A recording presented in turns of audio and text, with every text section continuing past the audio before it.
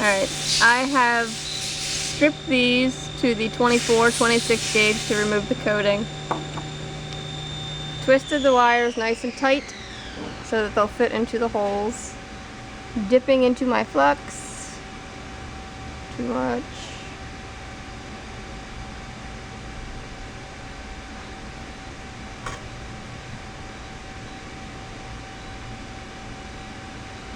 Tinning the ends.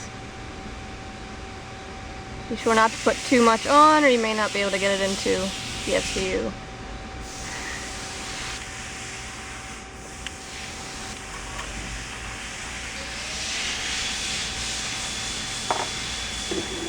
Okay, remember, black negative, red positive.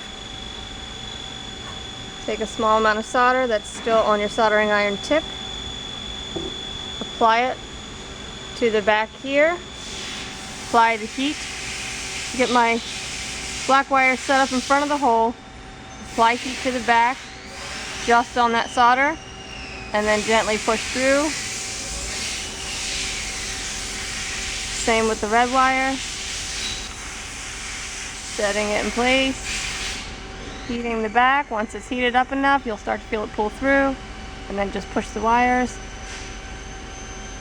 And then you can come back, heat it a little bit more, and make sure it's all the way in flush.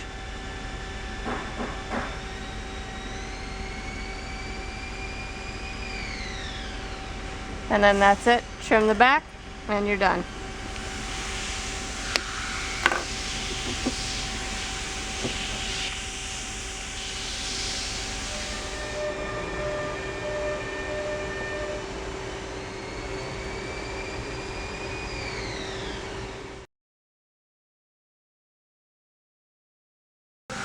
Alright, well, you may not have access to a heat gun, but you can also use a hairdryer if you're using it right up against this.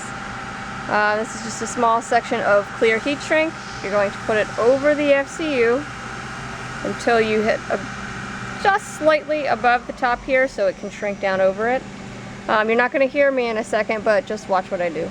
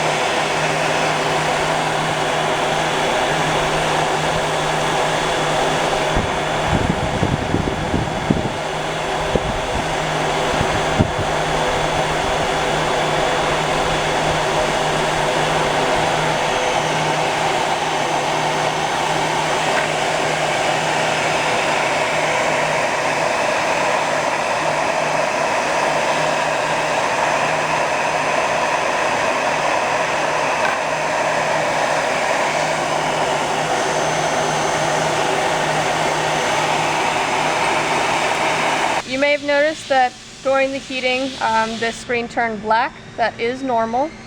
You don't want to overheat your FCU, but you will see that the screen will turn black, but as you'll see in another video, it will come back to life. So, alright, once we get to this point, you can trim the end off here. And then we have a little tool for removing this little section here, but whatever you have that you can cut around the joystick.